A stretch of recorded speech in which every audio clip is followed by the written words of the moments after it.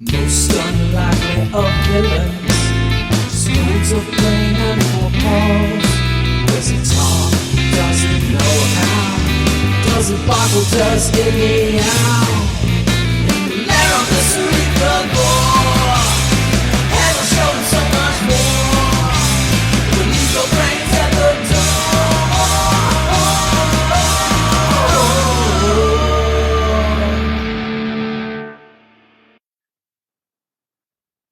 Welcome back to Cerebrivore.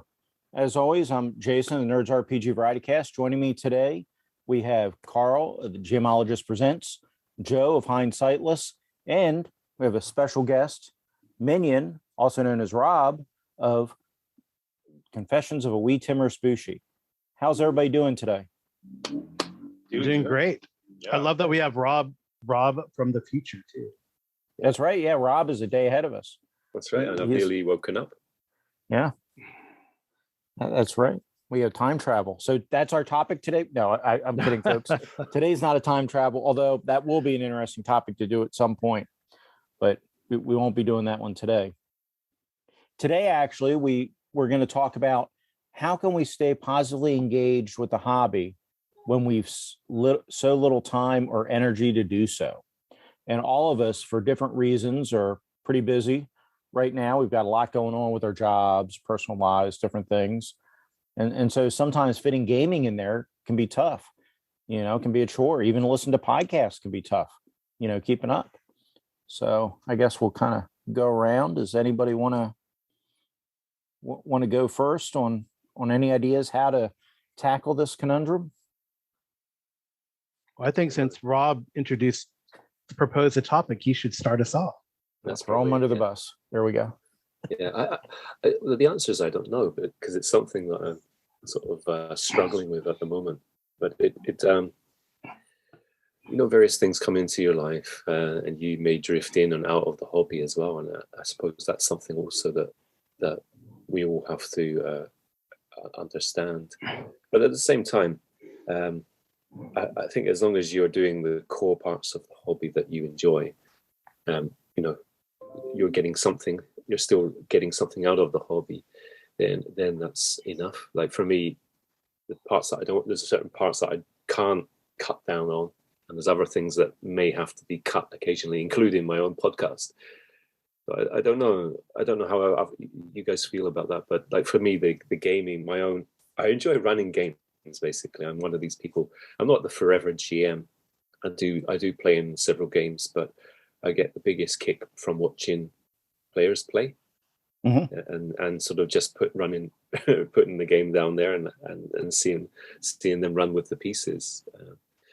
So that's where I wouldn't be able to cut those games, the two games that I'm running, which is an AD&D game and an old school Essentials game. I get big kicks from that. Carl, how are you? Which we don't need to get into people's personal lives, but you've recently changed, or not recently, but fairly recently, you changed jobs, right? Within the last year, you within the last year, and it was a big change. Now you're traveling for work a lot more and doing different things. So you've had to work, and you've talked about this on your podcast, but you've had to juggle up your gaming schedule and things around that change. Yeah, I mean, real life gets in the way, and I was thinking, like, what is the best? How do you handle that the most? And the first thing that came to my mind, which I threw out, was like scheduling, because that sometimes doesn't work. But I think, when you sit down and think about it, it's really flexibility through communication with your players. Because like all of us who play in my various games, whether it's online or live, we have very busy lives with school and work. And family, and we just need to be cool and flexible about it. And to really, if you're flexible, I think you're more easygoing about games, and ultimately you don't get frustrated when a game doesn't happen, or you don't have your full group of people at the game. And through that flexibility, I think too, you can also offer, like what I've started to do, and I think honestly with your help, Jason, because I know we were maybe last year. Probably last year in the fall, when we were talking about it, I made a decision with your help, I think, to come to the realization, hey, I don't always have to have that one game. Let's have a backup. We have if we were to look at our shelves or look at our hard drives. We have so many games that we can play. And then through that flexibility, I think that's kind of, if we enjoy the game, we'll play a game. And a lot of it is really social. We have a common bond where we really enjoy these games. And a lot of the time it's just, hanging out and talking about games. And if we play, we play. If we don't, hey, that's cool. We'll take it up next week or the week after or whatever. I think that's the main thing, is just being flexible. And since, like you said, I've been traveling a lot. So, I'm traveling when games are scheduled. And I know what's cool, I think, is like through that, I think the group that I play with live here, what they've done, they say, well, we still want to hang out and meet. So then they go and play like a board game that day too. So, you can do it. You can really do it and keep that engagement. And I think the engagement, when it boils down to it, is hanging out with your buddies who like to game.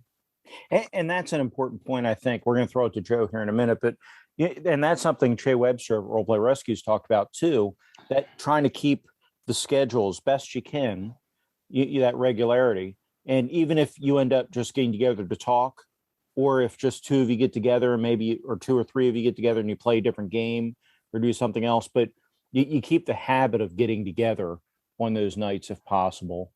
I think that's a big deal. Now it's not always possible. Sometimes, like my schedule, unfortunately, is pretty tough. So I bounce around. I've had to probably drop more games than most people on short notice because of that. But the fact that you're running backup games and stuff, I think has really kept everything going well. So, Joe, I know you've got lots going on in your life too. Yeah, totally. I recently dropped out of all the games that I was playing in. The only game I'm keeping for sure on the schedule is the Wrath of the Righteous game that I'm running. But all the other games, things are in such a flux right now. So in order to engage with the hobby still, I've had to pare the hobby way back just so I could maintain just that solid connection. And then I can still engage, here and there through like a podcast or through, a YouTube video or something, or just thinking about the game, looking back at my old writings and stuff, just trying to keep that creative juices flowing. It sucks that I'm not able to hang out with folks as much anymore, but just trying to stay connected to the hobby as much as I can when life is in such a crazy uproar right now. It's a challenge, but so far it's been a week and I've maintained. Good for me. Yeah. Well, and that's somewhere now some people use a lot, are big into social media. They're on Twitter and Facebook and these different things. I know Rob does that to some degree, or at least at one point he used to do that stuff, and Joe has. But Discord, I think, is for us a common thing between the four of us, where and no matter how busy you are, you can typically hop on Discord for a few minutes a day or whatever.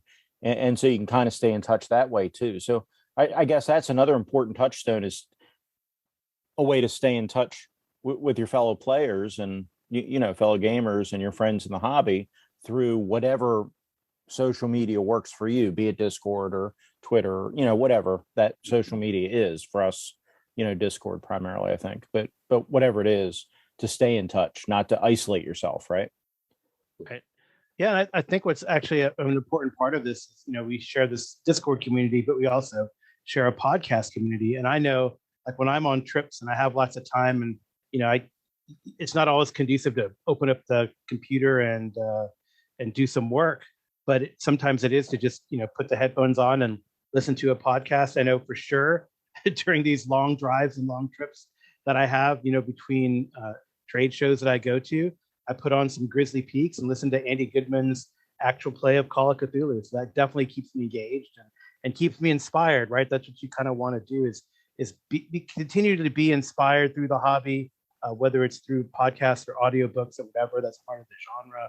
And I definitely appreciate you guys podcasting and the people that we mentioned, Shay Webster, Andy Goodman, for having that media out there, so we can, even if we're missing our game, or we're not with our buddies and we're on the road or in the airport, then we can still hear about gaming, because it's very important. I think clearly. Yeah, I think you brought up something interesting. I'm going to throw this to Rob and to Joe here, but to stay inspired, and part of that, I think, is if you have to pull back your games, you need to pull back to the games that inspire you, right? You need to pull back kind of to your favorite games. I know Rob has talked about this a little bit on his show. Maybe you could rehash that just a little bit, where you've kind of culled back and said, this is what I really want to run and what excites me to run. And then obviously Joe's kind of that with Wrath of the Righteous. I mean, we can kick it to him. But Rob?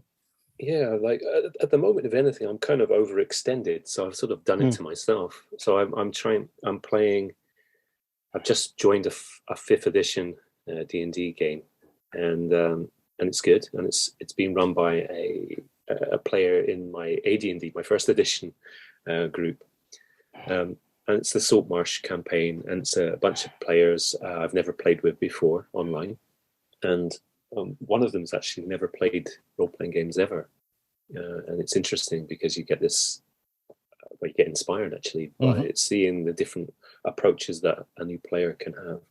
And that's one thing. I'm doing the Yellow King, which is a gumshoe thing, which is a more narrative, which is, again, is very different from what I usually do. And then I've got the text games, the all that stuff. So the play-by posts. So it's there's just so much going on, and I can't cut down. I can't come off the games either, because I feel obliged in a way, because they're part of a wider group of people that I'm involved in.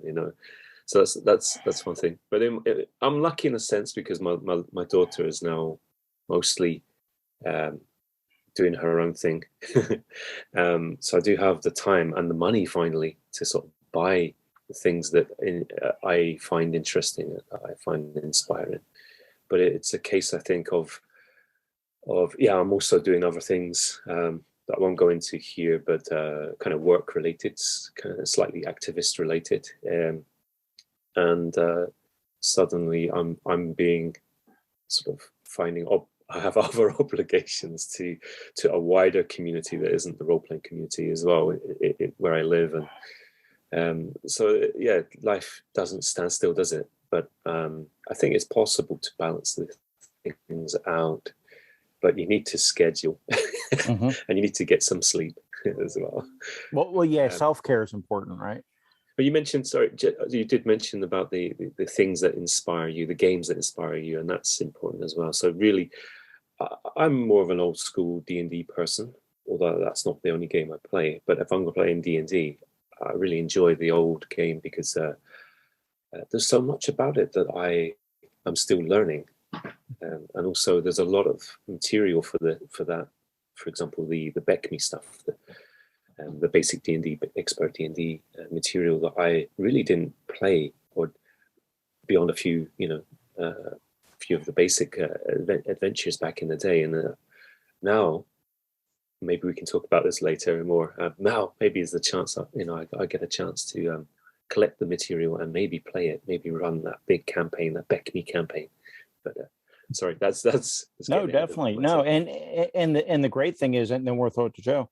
The great thing is I've said it before, but we live in the golden age of RPGs. I'm not the only one that has said that, but more and more of these products are available legally in PDF form or print on demand form. Right now, as we record this in the month of May, the Drive-Thru RPG is doing a sale for D&D kind of stuff, and you can buy PDFs and print on demand of all kinds of AD&D modules and BECMI modules and things.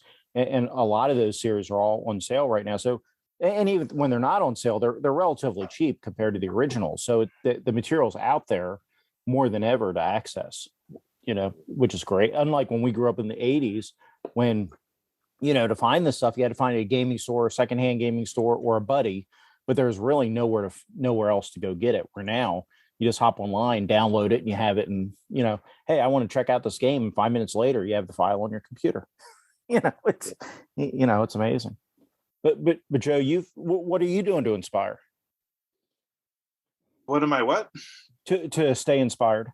Yeah. So, like we're getting close to the end of the book, the first book of Wrath of the Righteous. And like I've said before, this is a campaign that me and my buddy Woody have always wanted to play through forever. And so just the fact that even though it's only every other week and it feels like it's taken forever, it still is keeping me pumped because I'm just so excited for you guys to see what's going to happen and, you know, where things go and how crazy stuff gets. That really is keeping me inspired. You know, I've read the first book a billion times. I've read the second book less than a billion. And then I've even read the third book a few times already. And so, yeah, just this campaign is, and running games. I like running games too. That's why I kept the game that I'm running and kind of put all the ones that I was a player in on the back burner for now until I get things settled in a few months. And then after that, I'll be able to start playing in games again and running more games, because there are definitely games out there that I want to run that I haven't yet. Yeah. So I get, we'll throw this next one to Carl. So, or to start with Carl, and then we'll go around.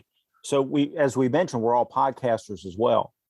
So now for Carl, now that he's going trade shows and all, he's driving, so he's getting more time in the car. I get a ton of time. I live 60 miles from where I work, so I get plenty of time to listen when I'm driving to work and then back home from work. And lately, especially my new car, the Sentra, it's quieter than the van, so I've been recording more and more in the van, you know, while I've been driving. So for me, I have a lot of time alone to listen to podcasts, but you know, for a lot of folks don't.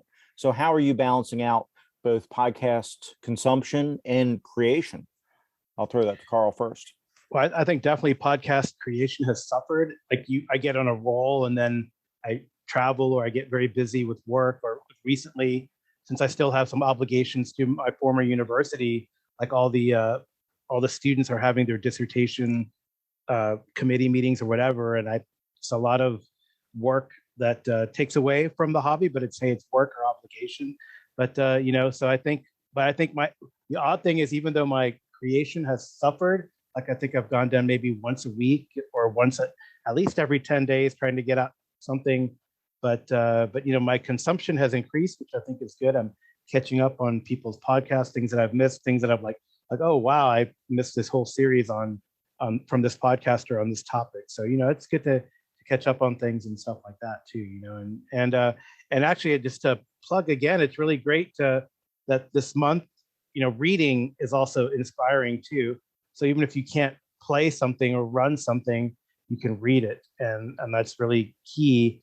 That for now, like the, you know, the drive-through is having that sale, so I'm catching up or buying. Actually, I just bought the reprint of Planescape just because we talked about it. We talked about it the other day. So, you know, it's cool. And like, I think what Rob says is, you know, you kind of go back when you want to be inspired, and, you know, that maybe there's a drop, you know, everything always sort of waxes and wanes your ability to play. But when there's a drop, it seems you do go back to the old ways, as it were. And I think AD&D for me was very key and you know, during my high school and early college years, I think we played the most. So definitely going back, you know, to AD&D, you know, whatever, you know, first or second edition, you know, through Planescape or some of the other things that we played when we were younger. So I think that's really cool too. Is that, you know, you can't play it, just read it. Right? Mm-hmm. Well, we'll come back to that definitely. Yeah. We're gonna put a closing question out, and that's gonna kind of go back into that reading, because I think the things we read are going to influence that closing question a little bit. Rob, so you're podcasting. I know you, in the past you podcasted while you're walking, you know, getting exercise, and Joe's done that as well. But how has your busy life affected your consumption and creation of podcasts? Yeah, it's very much dropped off. And part of it is that I've been reading a lot as well. Part of the reading is of fiction. It's starting to cut into the hobby side of things. So I'm currently reading the Game of Thrones first book. I've finally been persuaded by one of the people that I'm involved with in my group to read that, and actually, I'm sorry, enjoying it. Yeah, well, he's enjoying it. Don't ruin it for him. Oh, you're enjoying it. Okay. Did you see the show? Yeah, well, I hated the show. And that's what really turned me on. I watched the first couple of episodes, and it just didn't agree with me at all. I just didn't like anybody. I found it quite a turn off. But then reading the book, you get sucked through. I don't know what the others have heard, all sorts of things about them. I'll give them a try. But the first book that I'm currently reading is it's really engaging. Like you're drawn from one situation to another, and it's got quite a pace. So anyway, that's another reason I'm a very slow reader, and so it does mean that I've been listening less on the train and reading more, listening less to the podcasts. Yeah, it's tough. Joe, how have you been balancing these things out? Yeah, man. So my podcast production has slowed way the F down. I got it's been a while since I put out an episode.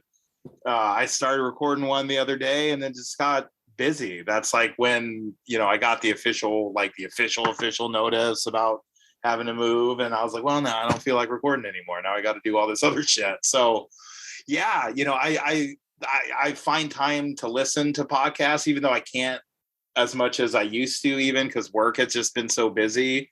And, when I'm talking to people on the phone, I can't really listen to podcasts. They tend to frown on that. But, I should plug your guys' shows. Anyway, so yeah, it slowed way down. It sucks, man. It sucks. Yeah, it's tough. It really is. And it's sad because, there aren't, we've lost, maybe not lost, but a number of podcasters have stopped podcasting. Yeah. Altogether due to life circumstances and things, which I totally appreciate. And this isn't any knock on them because you have to do what's right for you. But, we miss their voices, like Froth, right? Like Thought Eater, which I totally understand why he did that. I support him 100%. I'm not, this isn't like any kind of knock on him. They had some family things come up that you had to deal with, and it's what it is. But that was something that I look forward to. Listen to Froth, both on Wednesday and then when he does 5 Minute Friday and all that. That was a cornerstone of the community, right? And then it's gone. So it's tough when these things go away, but real life has to take precedence.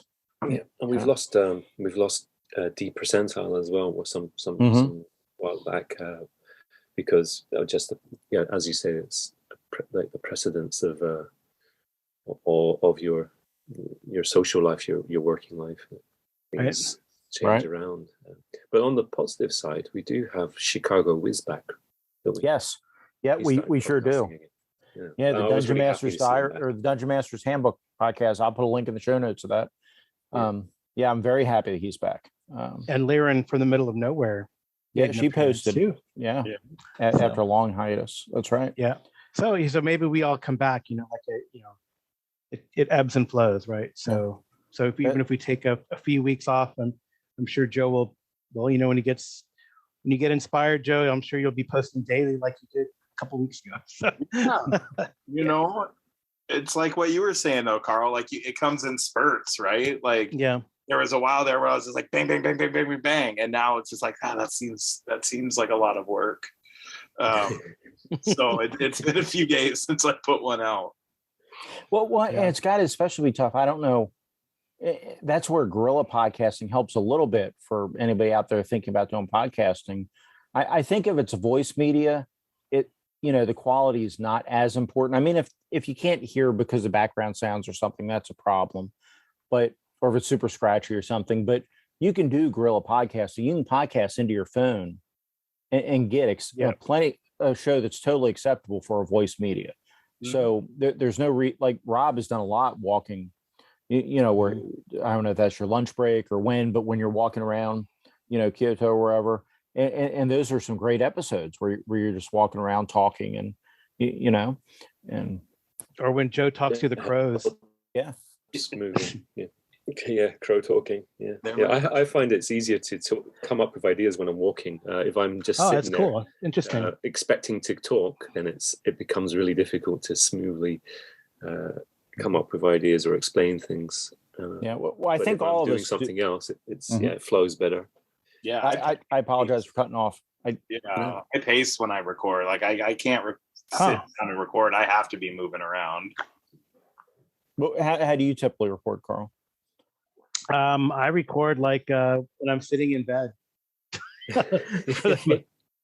But I want to try that. I do want to, get out and when I start walking and stuff, I definitely, that's a great idea. I think a lot of you guys who, either Just be driving or careful. walking. Yeah. Careful of traffic. Right. I'm in a suburban neighborhood. There's not a whole lot of traffic, but that might be a great idea to just, do what Rob just suggested, is to walk around, while you're out, doing a morning walk or whatever, and talk into the phone. And then the good thing is that we have all these tools to make it sound a little better, right? So, so it sounds too bad. Yeah. Yeah. And that's sometimes, sometimes, you want to just put things out and not try to.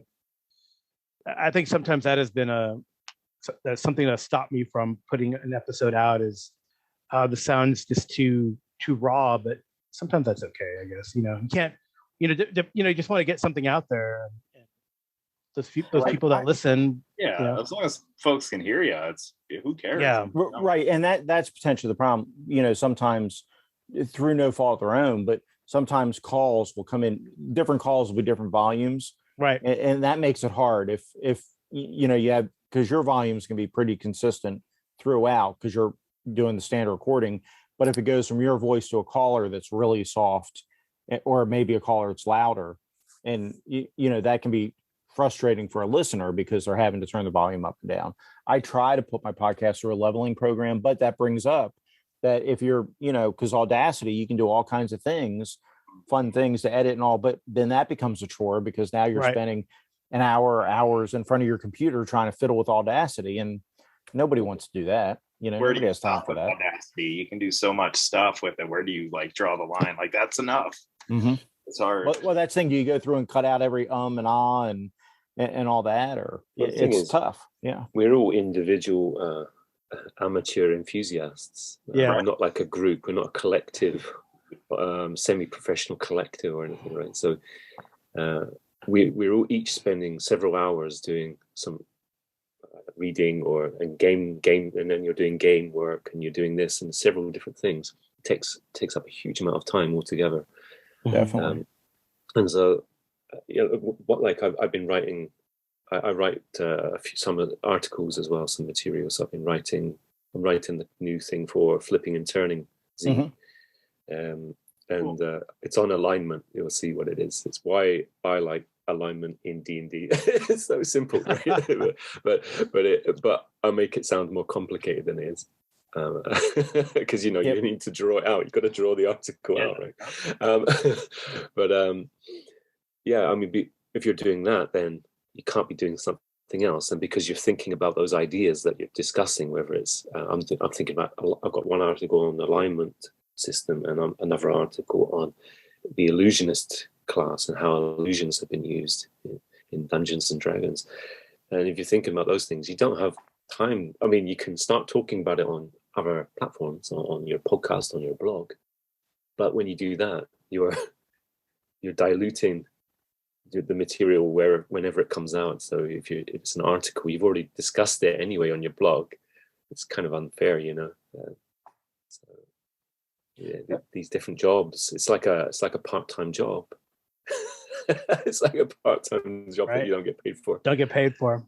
Right. No, definitely. I'll put a link to Flipping and Turning in the show notes. Flipping and Turning, of course, is a great it's AD&D first edition zine, and is a wonderful zine, and it's actually officially approved by Delph, which almost no one can.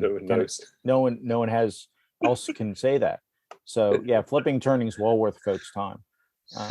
So we'll put that out there. That'll be in the show notes.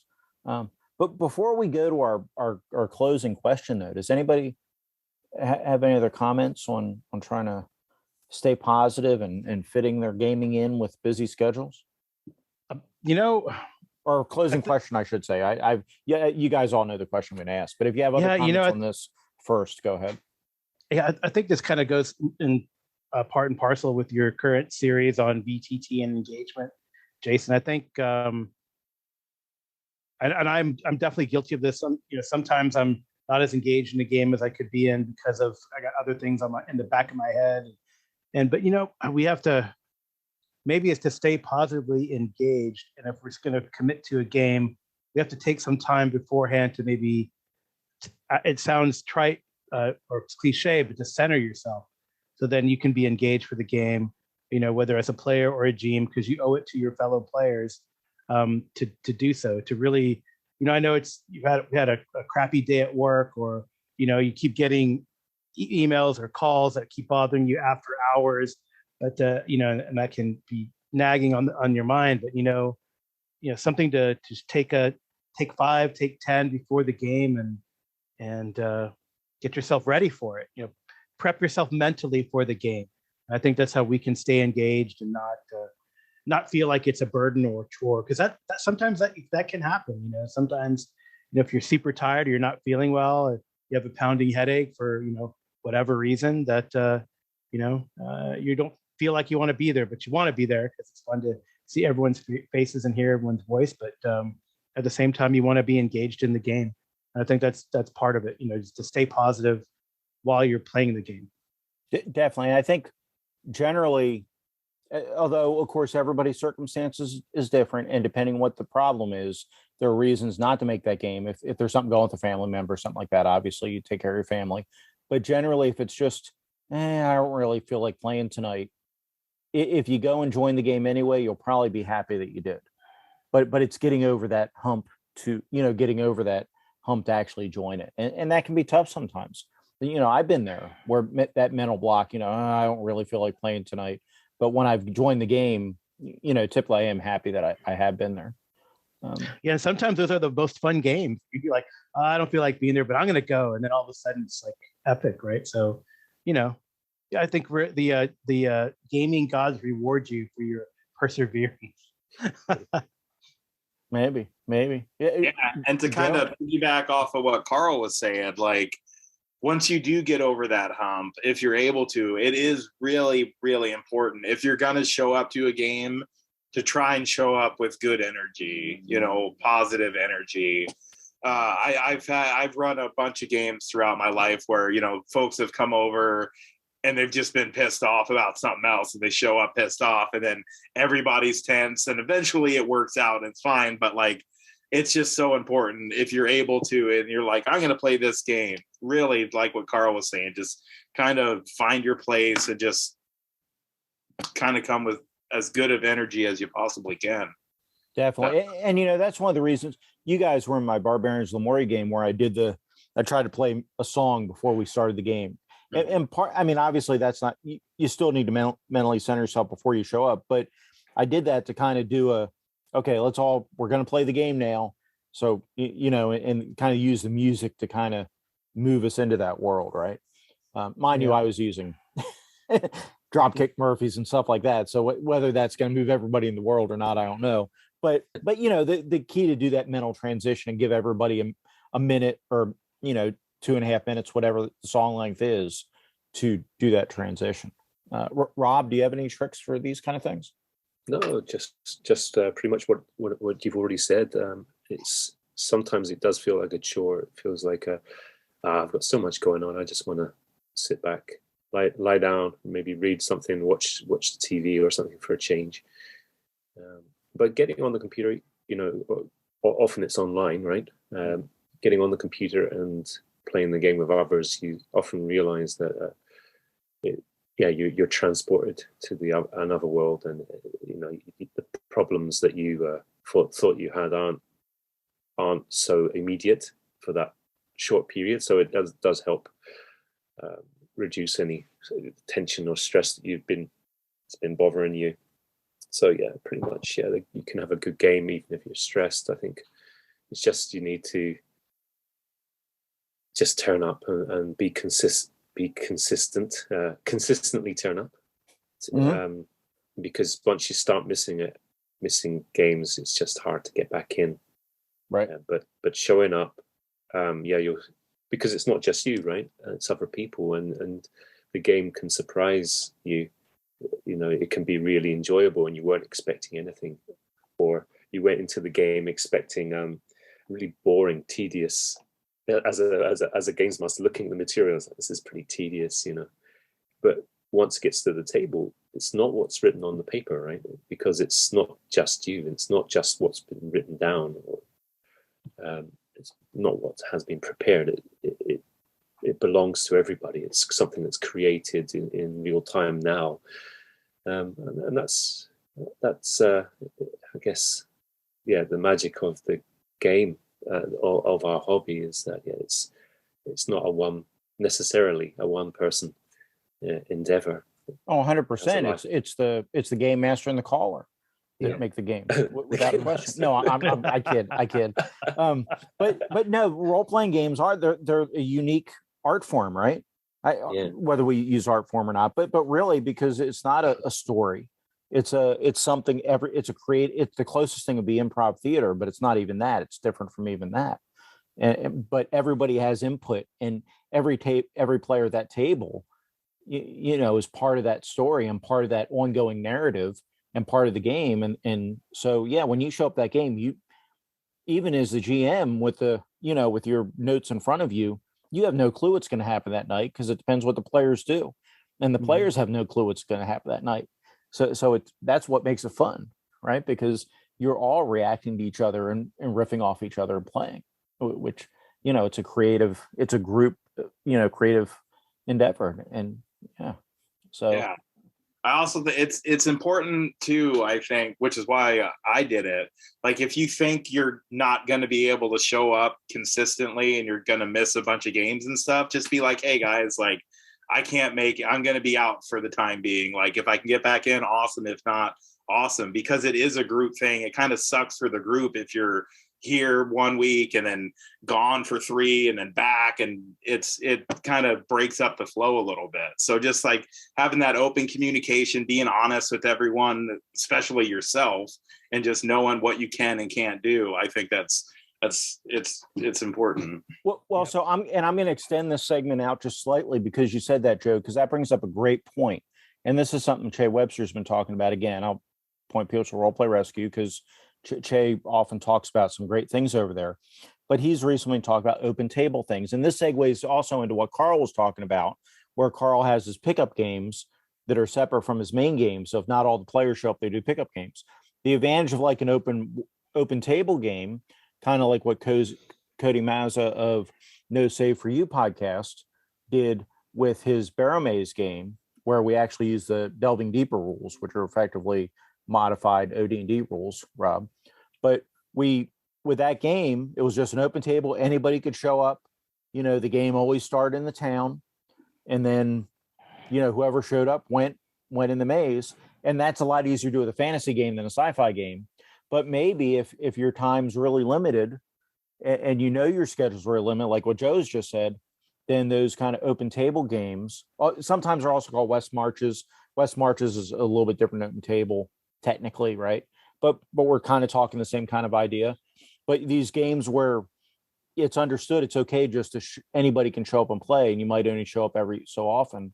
Maybe those are the kind of games to look for to get your gaming itch scratched while your schedule's so busy, right? Yeah. So maybe don't, if you're going to be super busy, don't commit to a game that's every week, but look for games that, your schedule's not going to be a hindrance to the game itself, like what Joe just said. And those games are out there. Definitely. Yeah. Another cool concept that Kevin Madison is starting because of that reason, that, he has a good group of players, but, sometimes one of his games that he likes to run on Fridays, it's hit and miss. So what he's decided to do is hey, let's do a champion superhero game, a la Justice League. You're all part of this same group that has the same headquarters. And every week we get on a mission. And hey, if you don't get on the first part of the mission, but you come the next week, they're all superheroes, so they can get there kind of quick, right? So that's another great idea, right? Is to have like a game where, like a superhero game, that's conducive to that sort of stable of players that can come in and out, right? 100%. And Kevin Madison, it's like comic books, right? Yeah, definitely. Kevin Madison's the Dungeon Muser. We'll again put a link to his things in the show notes. He does a lot of actual plays, folks, so you can go watch those and check those out. He also has a podcast. Like I said, we'll link all that. So I guess if there's no other thoughts on that, we'll go to this final question, and we're going to throw this to Carl first, because this was kind of his idea. And the idea here is I did a contest a while back on what people's white whales were. What games have they never been able to get to the table that they really want to play someday. Well, the idea here is kind of the same idea. Your bucket list. What's your bucket list campaign? What campaign do you really want to run that but before you go, what do you really want to get to the table? What one, please? I mean, if there's one or two, that's okay. I know Carl's got a file cabinet full of these, but preferably just one or two. But what's your bucket list campaign that you definitely want to get to the table you haven't been able to do, Carl? Yeah, I think for me it's anything Traveler. I mean, they have some campaigns out there like the Deep Night Revelation, which takes you beyond known space in the Traveler universe. But you could run like a ongoing space trucking game, and that game could be conducive to come in, come out. If you're not in the game, you're doing something on the ship, type of thing. But they've had some great products come out, even from way back, the classic Traveler Adventure, which I've loved to run all the way through, or even now they dug up some old files from an old Digest Group publication, Mega Traveler era, called the Odessian Quest, and that looks fascinating. That it takes you from across the known universe. I want something like that, or a classic Traveler campaign, or whatever incarnation of Traveler that takes you, parsecs and parsecs, and is ongoing. That's what I'd love to do. Awesome. Joe, Rob, I know we're kind of dropping this on you. So if one of you guys is more ready to go than the other, then Rob saying, go ahead, Joe. Yeah, I got one.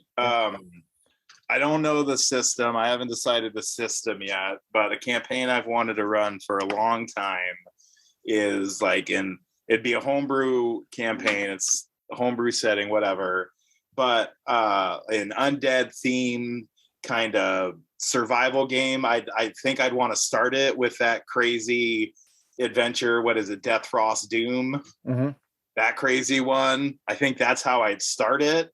And that basically, the end of that adventure, it could end, spoilers for Death, Frost, Doom, it could end in basically a zombie apocalypse. And I'd want the game to also involve domain management and domain play, and just this epic undead battling crazy campaign that lasts for 5 years or whatever. The final boss is probably the Lich Queen that Spencer's daughter invented when she was 4 years old or whatever. I think that crazy monster would be the final bad guy, and I just want it so bad. That's mine. That would be awesome. So when he mentioned Spencer, that's Spencer, also known as Free Thrall, of Keep Off the Borderlands. If you go to his back catalog, he ran a game with he's got a couple recorded games with his young daughter on there, and his daughter created some characters, including the Lich Queen. Mm-hmm. That's a great episode. If I can find a link to that, I'll put that in the show notes. Yeah. So it'd be fantasy or modern, Joe, Walking Dead or fantasy. He's fantasy Walking Dead's what he's doing. Yeah, no, because it wouldn't even be mostly zombies. I know I said zombie apocalypse, but I meant undead apocalypse. Undead apocalypse. Yeah, there'd be a ton of vampires. That's for goddamn sure. Joe is one of those that favor vampires over werewolves, but we still love him, so it's okay. Yeah. Oh. Some people can't help themselves. Put my vampire hood on. There we go. Joe's got his hood on now. What about you? Although you had it half on your face, you were more like a thief or a something or Igor or something. Yeah, I'm like an emo kid. There we go. Sorry. Nope, you're good. Rob? Yeah, I've already talked about my sort of hankering for BECMI, D&D's Mystara, doing a Mystara campaign. So I'm not going to mention that. I'm not going to talk about that because I am getting a little bit not quite jaded. I don't know if that's the right word, but I've been doing a lot of D&D. I've got a campaign that's been going for about 3 years for AD&D, and up the OSC one I'm doing is over a year now. So I would like to do OD&D, maybe even just the 1974 white box. It wasn't a white box in 1974, but you know what I mean. With the 3 character classes and simple system, maybe just using the chainmail combat like Bandit's Keep has been developing. But that's making your own materials, making your own dungeon. I've never really done that, and I think that could be fun. But I'm gonna go for he says after saying two things. I'm gonna go for RuneQuest Glorantha. I really want to do a Glorantha campaign. The more I read about it, the more fascinating I find it. It's got so much potential, and there's so many different aspects of Glorantha. I'm really quite pumped about that. So that's something that could be starting actually within the next couple of months. Oh, very nice. Great. Yeah. Very cool. Yeah, that is very cool. So Carl's got the advantage here. He's run some of these campaign or played in some. Did I know you've done Pendragon? Did you do the Great Pendragon campaign, or did you just run Pendragon itself? Well, we ran from Uther until Arthur pulled the sword from the stone, and then things fell apart. Right, but If you go back to Joe Ricker's back catalog, you can hear why. There was some literally player versus player, like at the table, right. Player versus player conflict that went on. Right. But it was pretty cool. I mean, it was cool that we got, I think that's I feel like that's 15 years in the campaign. So we got at least to the beginning of the second generation, from 495 to 510 in the Great Pendragon campaign book. Yeah, that's amazing, because when you think about it, the big campaigns we hear about, right, that typically are the Great Pendragon campaign. We hear about, and I'll throw this back to you here in a second, Carl. We hear about the Enemy Within for Warhammer Quest, which Carl's running right now. And then the other one typically you hear about is Masks. Yeah. Gnarly Tap, right?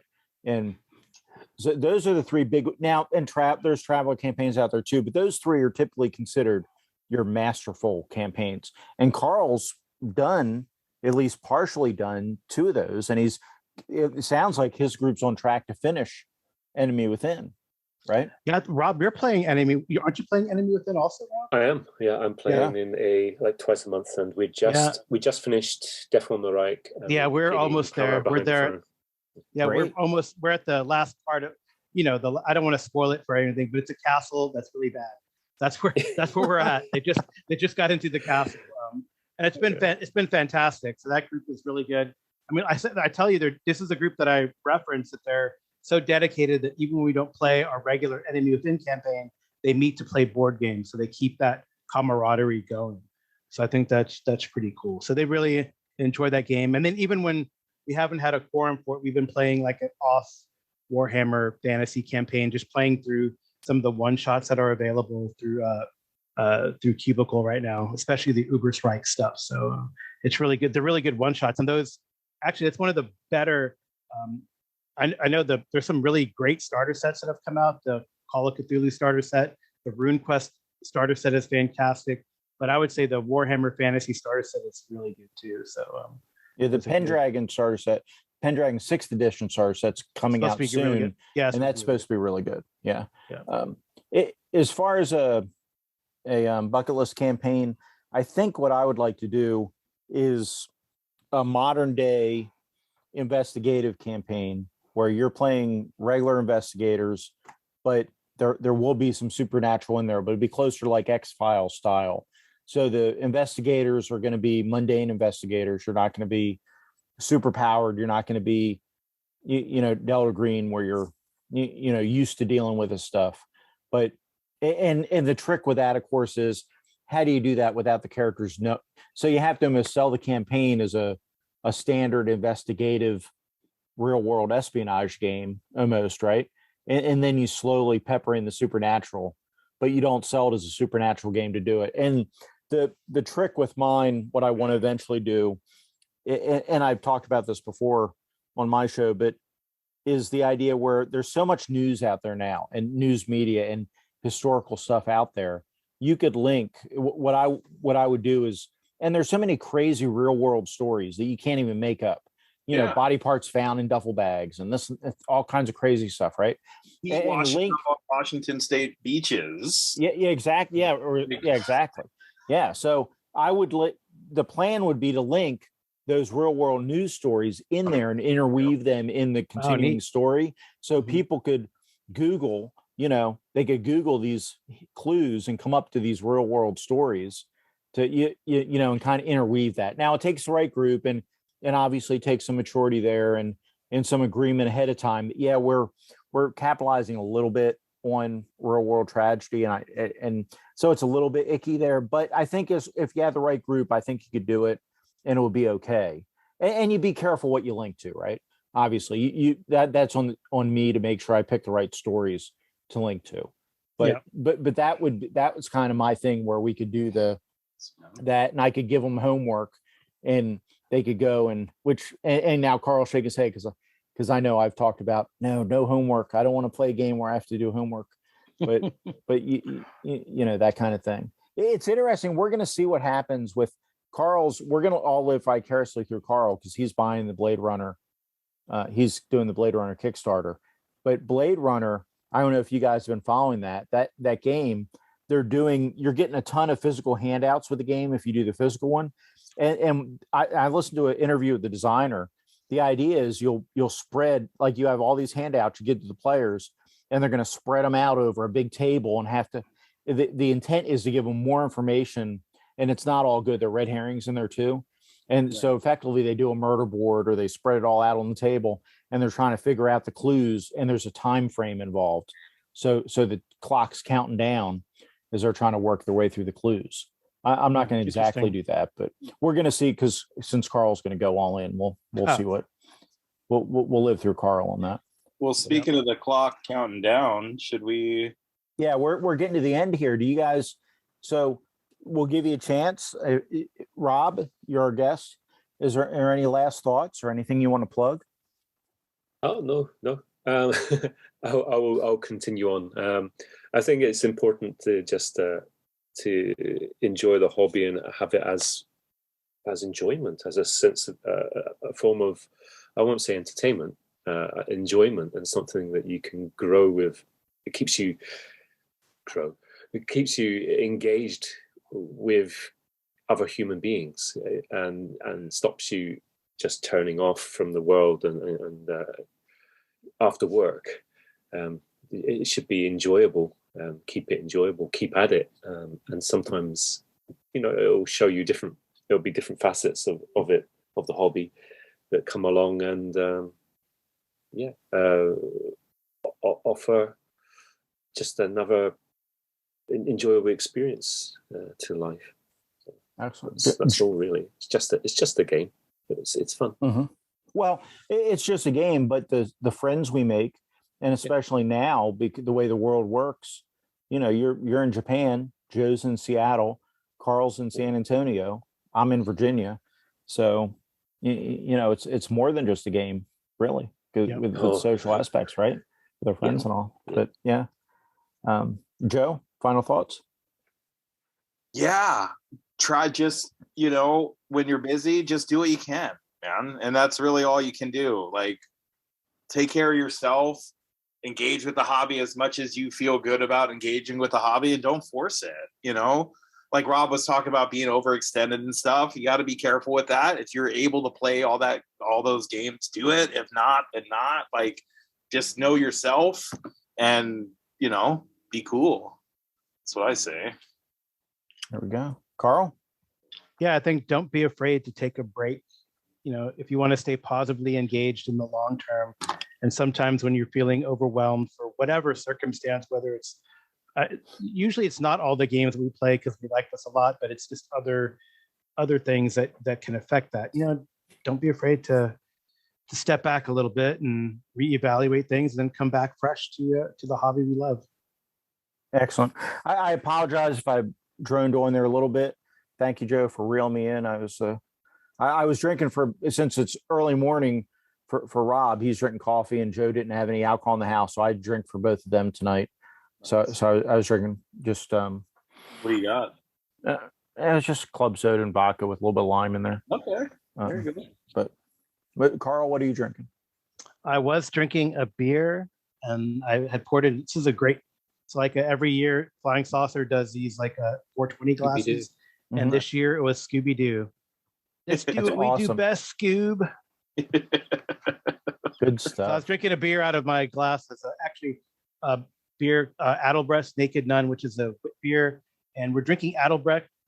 Amy and I went there last weekend, a couple weekends ago, because it's going to be closed down soon. So Oh, that's Ooh. bad news. I just ordered last thing, and we'll close out.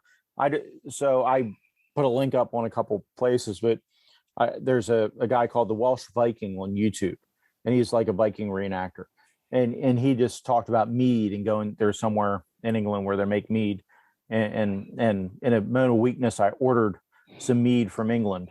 Nice. It'll be delivered here. But it costs. I'm feeling your pain, Rob, because it costs as much to ship the mead as it costs to buy the mead. The shipping was just as much as the mead cost. That's like old school essentials. Yeah. So hopefully it's worth it. It's supposed to be really good mead, so we'll find out. But okay, well, gentlemen, thank you so much for joining me today. I really appreciate it. And folks, if you want to comment on what we've talked about here, if you have ideas, you can leave a message using the Anchor app. You can go to the website, leave a message. You can send an email to cerebrivore@gmail.com. It's in the show notes. If you attach an audio file, we'll play it on the air. We also have this on YouTube. And if you go to YouTube, you can comment in the comments there. So we love feedback and we'd love to hear from you. And with that, I'm just going to tell everybody good night. Good night. Good night. Afternoon. Good morning. Okay. A Nerd Central broadcast, Cerebral podcast. Let's savor all the flavors from the spinal tap straw. The all stars and pods past, Cerebral podcast. You're counting down your last as you admire them all. 'Cause something's playing teeth, or so to stay in your brain. Baby, what I mean is this is shades of fake ephemeral.